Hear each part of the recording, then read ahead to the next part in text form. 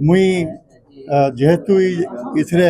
भाग नौछे मोर समस्त को अनुरोध रहबा जे आम राज्यर स्वार्थ लगी जितकी आम करमा आम आम समस्त प्रचेषा करमा।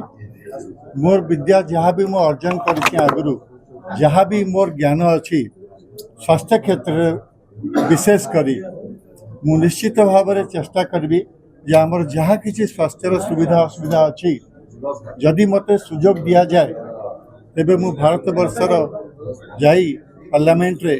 मु निश्चित भाव में देखिए जे आमर स्वास्थ्य केमती उन्नतीकरण हो पार लोक मैंने केमती रोगर मुक्ति पाई पारिबे एवं मो द्वारा जेकोसी जगह जहाँ भी आवश्यकता हम जदि मते सुजोग मिले एवं समस्त मते समर्थन करती मु निश्चित भाव में मो प्राण उद्यम करी राज्य को केमती आहरी उन्नत करने। बहुत बहुत धन्यवाद।